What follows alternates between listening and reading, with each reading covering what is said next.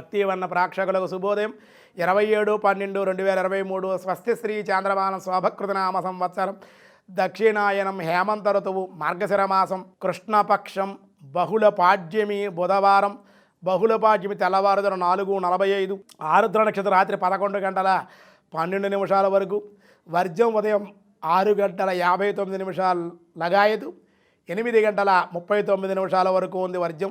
దుర్ముహూర్తం ఉదయం 11:32 నుండి 12:22 వరకు. సూర్యోదయం 6:32, సూర్యాస్తమయం 5:28.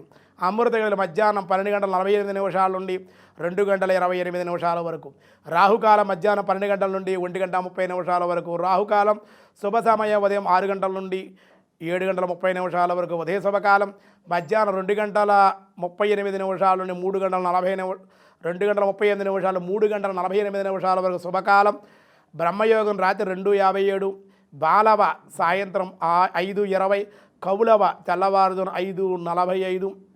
ఈరోజు బహుళపాడ్యమి, సాధారణమైన వ్యవహారాలకే అనుకూలం. తిరుమలను చక్కగా ఈ ధనుర్మాసాలు విశేషంగా ఆరాధించడం, దర్శించడం కూడా విశేషమైన శక్తినిస్తుంది.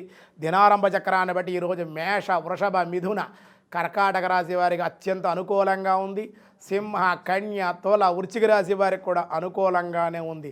ధనస్సు, మకర, కుంభ, మీనరాశుల వారికి కూడా చాలా అనుకూలంగానే ఉంది. కృష్ణ పరమాత్మ భగవద్గీతలో ఈరోజు ఏం చెబుతున్నారో చూద్దాం. పార్థాయ ప్రతిబోధితాం భగవతాం నారాయణేన స్వయం వ్యాసేనాగ్రదిత పురాణ మునినాం మధ్యే మహాభారతం అద్వైతామృతవర్షిణి భగవతీం అష్టాదశాధ్యాయిని అంబా త్వామనుసందదామి భగవద్గీతే భవద్వేషిణి అదచిత్తం సమాదాతం న శక్నోషి మయస్థిరం అభ్యాసయోగేన తతో మిథ్యస్త్వం ధనంజయ. ఓ ధనంజయ, మనస్సును సుస్థిరముగా నాయందే నిల్పుట సమర్థుడవు కానిచో ఓ అర్జున, అభ్యాస యోగాల ద్వారా నన్ను పొందుటకు ప్రయత్నం చేయి. నీ మనసు వింటలేదు, నీ కుదరడం లేదంటే చదువు అన్నీ కూడా చదవడం, గురువుల దగ్గర అభ్యసించడం, అలాంటి పనులు అభ్యాసం ద్వారా కూడా నువ్వు నీ మనసు నిలకడలేకపోతే నువ్వు తరించగలుగుతావు. అభ్యాస వైరాగ్యాన్ని పొందగలుగుతావు. దాని ద్వారా అభ్యాసం కూడా ప్రధానమైనటువంటిది అని అభ్యాసం చెయ్యవయ్యా, దాని మనసు నిలకడగా లేకపోతే అని చెప్తున్నారు. అభ్యాసేన సమర్థోసి మత్కర్మ పరమో భవ మదర్థమపి కర్మాని కుర్వాన్ సిద్ధమవాప్ససి అంటున్నారు. అభ్యాస యోగము చేయుటకు అసక్తుడవైనచో, అది కూడా చేయలేకపోతే, అయ్యా నేను చదవలేనంటే, నాకేమీరా చదువుకోలేదు, నేను అభ్యాసం నేను చేయలేను అనుకుంటే, మత్పరాయణుడవై అంటే నాయందే మనసు లగ్నం చేసి నన్నే గతిగా భావించి కర్మల ఆచరింపము.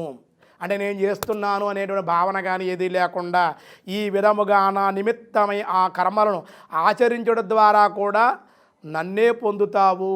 ఈ యొక్క సత్యాన్ని గ్రహించు అని కృష్ణ పరమాత్మ ఈరోజు మనకి భక్తి యోగంలో చెప్పడం జరిగింది. ఈరోజు స్వస్తి, మిగతా విషయాలు రేపు చూద్దాం. సనాతన ధర్మం ప్రపంచానికి ఒక వరం లాంటిది.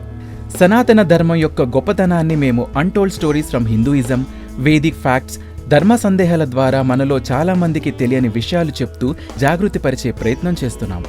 సనాతన గొప్పతనాన్ని చాటేందుకు వీడియోస్ను లైక్ చేయండి, అలాగే షేర్ చేయండి. సబ్స్క్రైబ్ చేయడం ద్వారా మాకు సపోర్ట్ ఇవ్వండి. అలాగే మీ అభిప్రాయాలను కామెంట్స్ రూపంలో పంచుకోండి.